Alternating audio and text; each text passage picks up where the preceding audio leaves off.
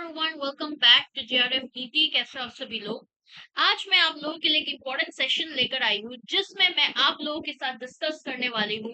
एक इम्पोर्टेंट चीज, यानी कि बहुत सारे आप लोगों के जो है अलग अलग यूपीपीएससी असिस्टेंट प्रोफेसर के एलिजिबिलिटी क्राइटेरिया को लेकर आपके ऑनलाइन प्लेटफॉर्म्स में जो है अलग अलग एलिजिबिलिटी निकले जा रहे हैं। ठीक है, तो उसमें मैं आप लोगों के लिए एक इंफॉर्मेशन लेकर आई हूँ। बहुत सारे लोग जो है वो जो सही इंफॉर्मेशन भी नहीं होते वो बोले जा रहे हैं। ठीक है, तो ये आपके लिए जो है, अगर आप लोगों ने फॉर्म भरने से पहले पूरा डिटेल जो एप्लीकेशन फॉर्म है पूरा 19 पेज का वो पढ़ के फॉर्म भरा है तो आप लोगों के कोई इशू नहीं होने वाले। बट अगर आप लोग ऐसे प्लेटफॉर्म से जो है भरोसा कर कर फॉर्म फिल करा है तो आप लोगों के लिए मुश्किल हो सकती है, और आपका जो फॉर्म ऑलरेडी आपने रजिस्टर किया है वो भी जो है आपका रजिस्ट्रेशन कैंसिल हो सकती है। तो इसीलिए आपको जो है जिन प्लेटफॉर्म्स के साथ आप भरोसा कर रहे हो सोच समझ के कर लीजिएगा, क्योंकि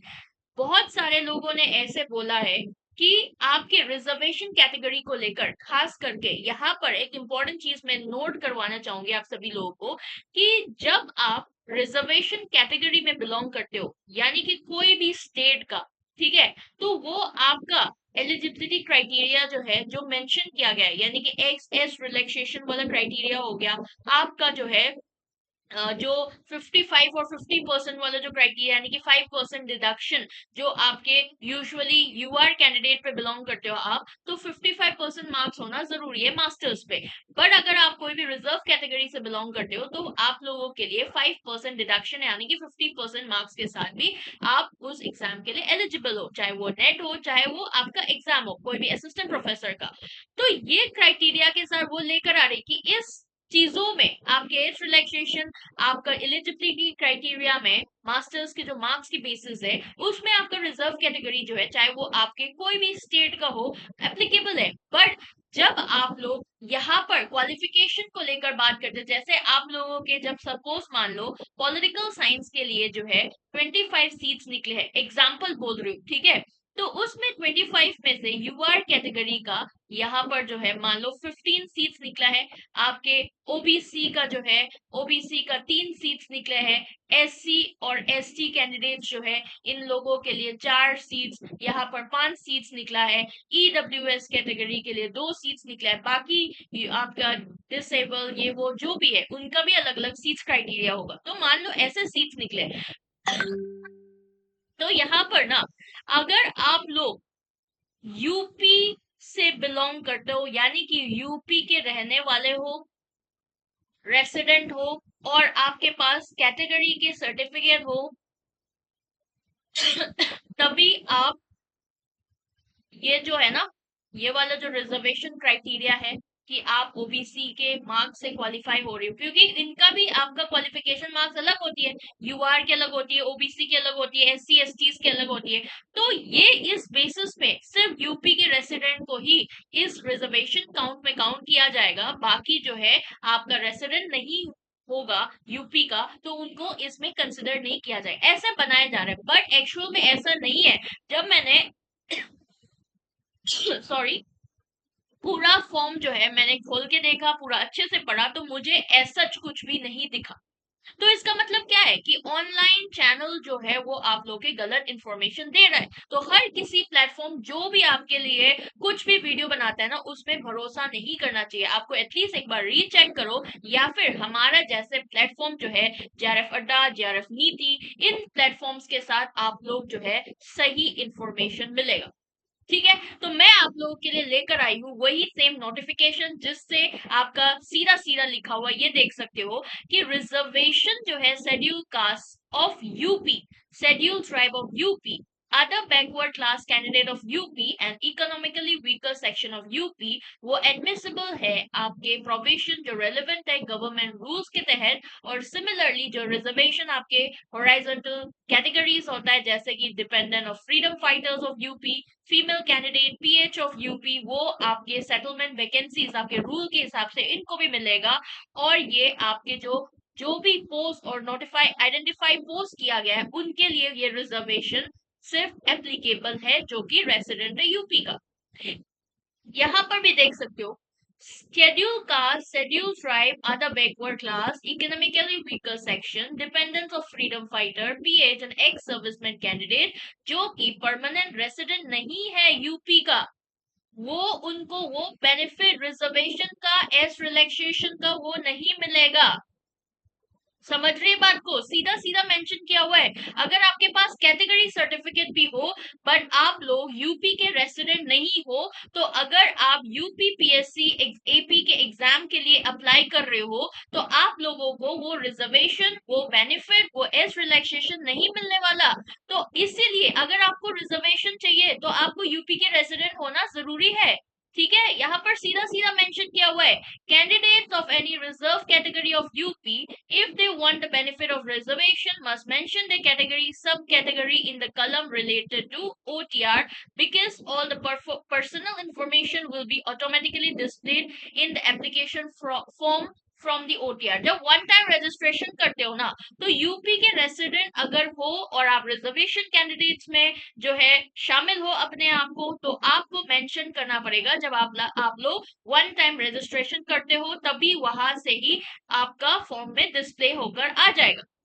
ठीक है, तो जो भी कैंडिडेट इस बेनिफिट्स को, रिजर्वेशन का जो बेनिफिट है वो क्लेम करना चाहते हैं, एज रिलैक्सेशन लेना चाहते हैं अपने अपने रिजर्व कैटेगरी के हिसाब से, तो उनको सर्टिफिकेट जो आपके अथॉरिटी द्वारा दिया हुआ है उसको भी आपको जो है दिखाना पड़ेगा, अपलोड करना पड़ेगा। जब आपको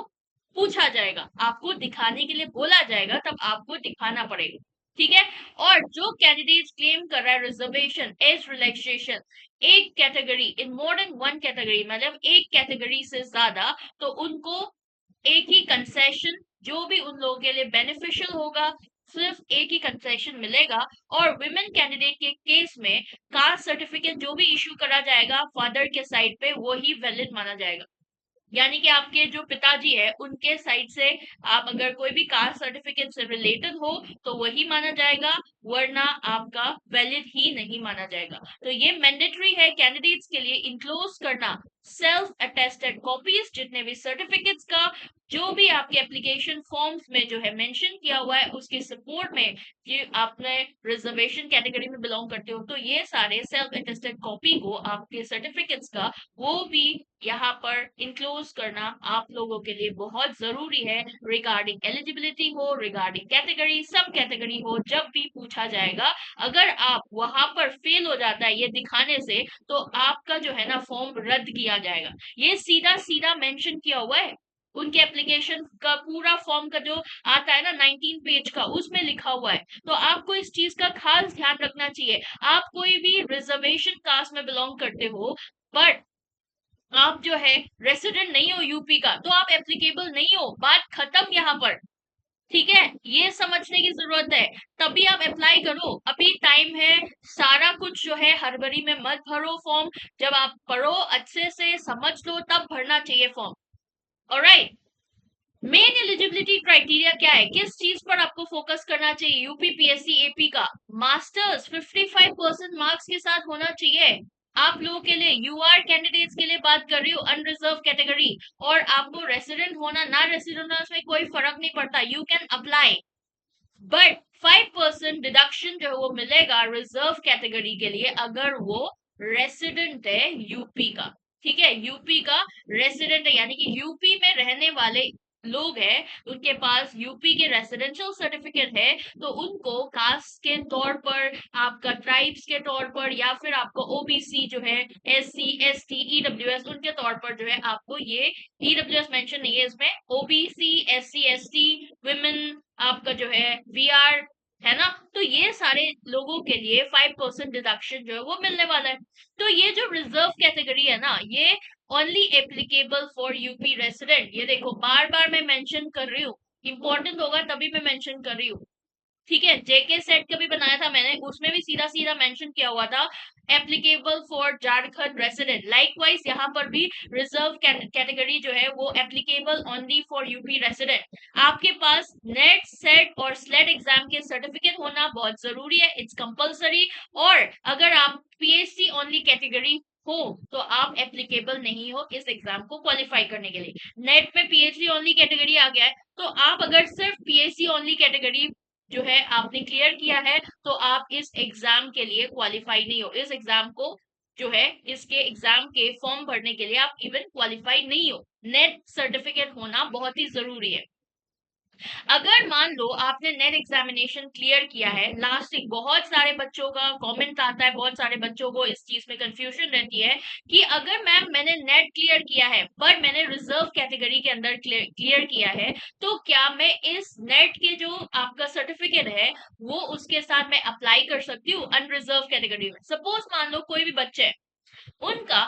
55% मार्क्स है मास्टर्स में, ठीक है, बट वो जो है कोई भी मान लो एससी कैटेगरी में बिलोंग करते हैं, ठीक है, तो उन्होंने नेट एग्जामिनेशन जो है इस कैटेगरी में अप्लाई किया और उन्होंने नेट क्वालिफाई भी कर लिया अपना कैटेगरी के थ्रू,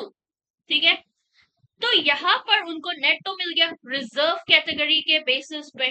बट यहाँ पर जो है आपका क्या ये जो नेट सर्टिफिकेट है, अगर मैं रिजर्व कैटेगरी में बिलोंग होने के नाते, क्योंकि वो आपका रिजर्व कैटेगरी यूपी का नहीं है, तो वो उसके बेसिस पे तो वो सारे फैसिलिटीज नहीं मिलने वाला। आपका रिजर्व कैटेगरी जो है वो मानने नहीं वाला, आप यूआर के अंदर ही आएगा, अनरिजर्व के अंदर आएगा, तो क्या मेरा नेट सर्टिफिकेट एप्लीकेबल होगा कि नहीं होगा, क्योंकि नेट के बेसिस पे आपका एलिजिबिलिटी क्राइटेरिया जो है आपके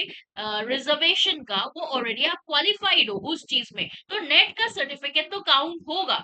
ठीक है, बट बाकी जो बेनिफिट जो इस एग्जाम के लिए मांगा जा रहा है अनरिजर्व कैटेगरी होने के नाते, ठीक है, वही आप क्वालिफाइड हो। रिजर्व कैटेगरी वाला जो है एलिजिबिलिटी क्राइटेरिया आप क्वालिफाइड नहीं हो if you are not a resident of UP. UP के रेसिडेंट सर्टिफिकेट हो तो बिल्कुल आप क्वालिफाइड हो, नहीं हो तो बिल्कुल भी नहीं हो, आप यू आर कैटेगरी के अंदर आएगा, ठीक है। तो ये चीजें जो है ना, ये ध्यान रख के जो है फॉर्म को ढंग से पढ़ के जब फॉर्म भरिए,